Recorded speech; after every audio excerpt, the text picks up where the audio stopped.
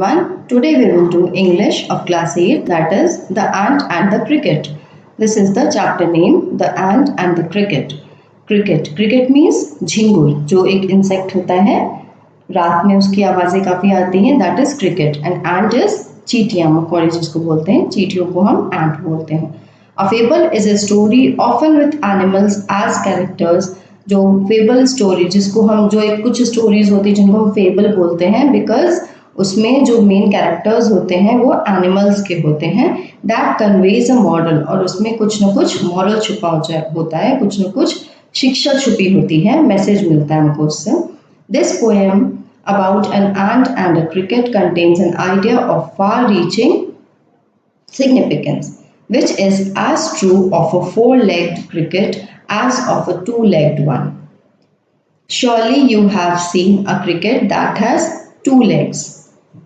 Okay, now let's start the poem. A silly young cricket accustomed to sing through the warm, sunny months of gay summer and spring began to complain when he found that at home his cupboard was empty and winter was come. Here there are a few words which you should know the meaning of. So here it is. Silly means foolish. Cricket means a chirping insect. कुछ insects होते हैं जो रात में chirp करते हैं, उनको cricket बोलते हैं. Accustomed to means used to. Accustomed to first line में है ना, तो that is used to. Sunny, warm weather. Sunny means warm month. Warm time means गर्मी. Gay means happy. G-A-Y, gay. Gay means happy. Spring, season before summer. यहाँ पे spring मतलब यहाँ पे जो summer के season के पहले जो आता है season, spring season होता है. Complain means grumble. Grumbling करना. और cupboard एक store house है. Store house के लिए यहाँ पे actually बोला गया है, cricket के store house के लिए उसको cupboard बोला गया है. Right? यहाँ इस पोएम में पोएट कह रहे हैं कि एक सिली यंग क्रिकेट है जो सिर्फ उसे गाना गाना बहुत पसंद है. वो गाने में बिजी रहता है. यूज टू है उसकी हैबिट है गाना गाना. Through the warm Sunny months, काफ़ी गर्मियों के महीनों में या फिर स्प्रिंग के सीजन में वो पूरा टाइम गाने में निकाल देता है. began to complain when he found that at home his cupboard was empty and winter was come. Okay, here spring season बीत गया, summer season बीत गया, वो आराम से गाने में बिजी है, बिल्कुल आलसी जिसको कहते हैं, वो काम नहीं करना चाहता और सिर्फ बैठ के गाने गा रहे हैं. Complain, grumble कर रहे हैं. Began to complain, और वो बहुत ज़्यादा ग्रम्बलिंग करना शुरू कर देते हैं जब उन्होंने अपने कबर्ड को देखा, अपने स्टोर हाउस को देखा कि उनके पास अब खाने के लिए कुछ नहीं बचा है और विंटर सीजन भी आ गया है जिस समय ज़मीन और पेड़ पौधे सब कुछ बर्फ से ढके हुए हैं. Not a crumb to be found on the snow covered ground, not a flower could he see, not a leaf on a tree. Means सर्दी का मौसम है, काफ़ी ज़्यादा सर्दी है, ज़मीन पर, पेड़ पौधों पर, फूलों पर, सब पर क्या है, बर्फ जमी हुई है और ट्रीज पर अभी इस समय पत्तियां भी नहीं हैं ठंड से.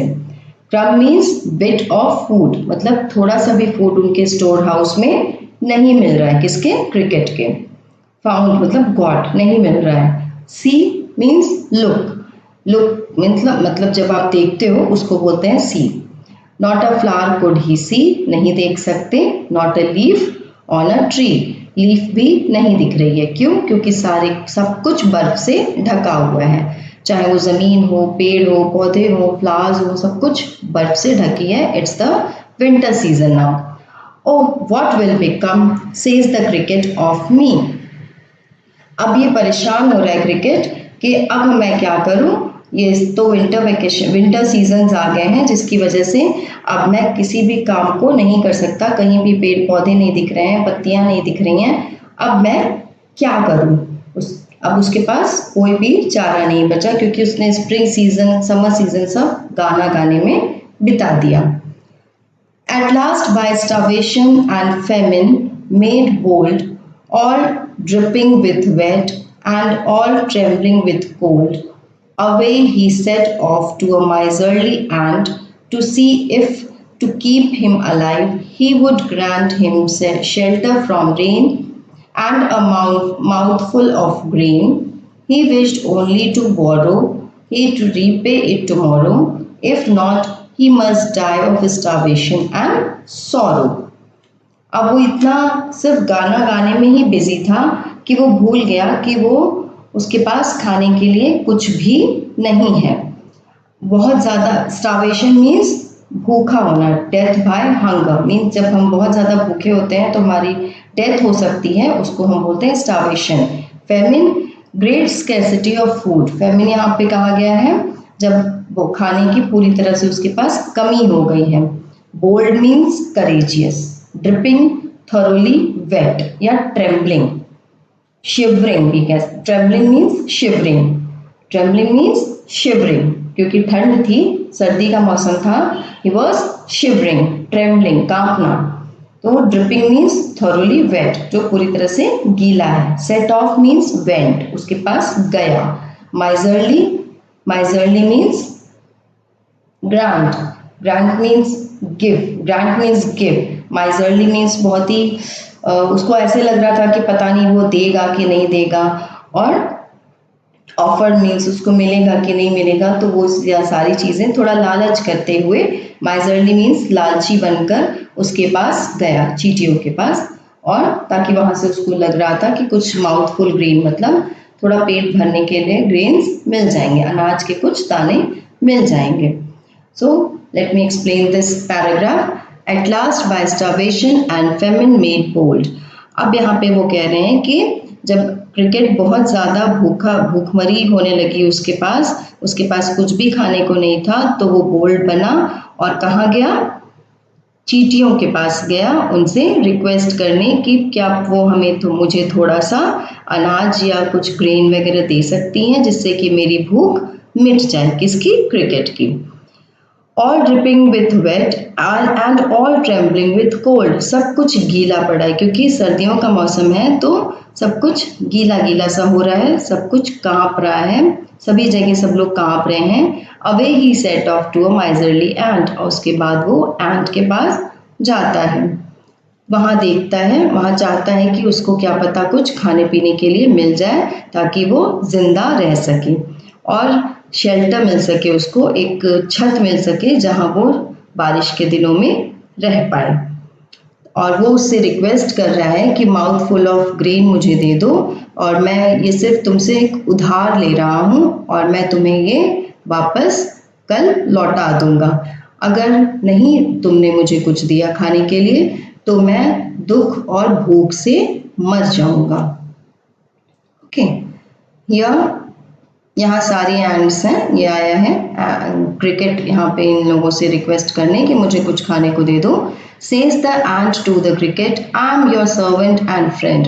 यहाँ पे चींटियों ने क्रिकेट से कहा कि हम आपके नौकर हैं, फ्रेंड हैं, but we ants never borrow, we ants never lend. ना हम उधार लेते हैं ना हम उधार देते हैं, हम आपके नौकर और फ्रेंड ज़रूर हैं लेकिन हम ना आपको उधार देंगे ना आपसे उधार लेंगे। But tell me dear cricket, did you lay nothing by when the weather was warm? Quoth the cricket, not I. अब यहाँ पे वो कह रहे हैं, चींटियाँ सारी कह रही हैं कि क्या तुमने जब गर्मी का मौसम था, जब अभी बारिश नहीं हुई थी, जब सर्दी नहीं पड़ रही थी, तब तुमने क्या अपने लिए कुछ भी खाने के लिए इकट्ठा नहीं किया जब मौसम गर्मी का था? तो क्रिकेट कहता है नहीं, मैंने कुछ भी नहीं किया।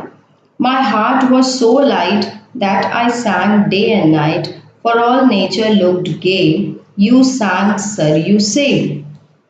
Go then, says the ant, and dance the winter away. यहाँ पे अब क्रिकेट अपनी बात बता रहा है कि मैं इतना ज़्यादा खुश था उधर टाइम पे जब मौसम मेरे फेवर में था, मैं बहुत ज़्यादा खुश था, मैं पूरे दिन रात सिर्फ गाना ही गाता रहा और कुछ भी इधर उधर नहीं बचा पाया, नहीं अपने खाने के लिए कोई सामान इकट्ठा किया। और सारा मौसम, सारा माहौल इतना खुशनुमा था, मैं बहुत खुश था उस वक्त और मैं सिर्फ और सिर्फ गाना ही गाता रहा। फिर एंड्स ने क्या बोला, जाओ तो यहाँ से और जाओ, अब विंटर में भी डांस करो और गाने गाओ, ठीक है। Thus ending, he hastily lifted the wicket and out of the door turned the poor little cricket. Folks call this a fable.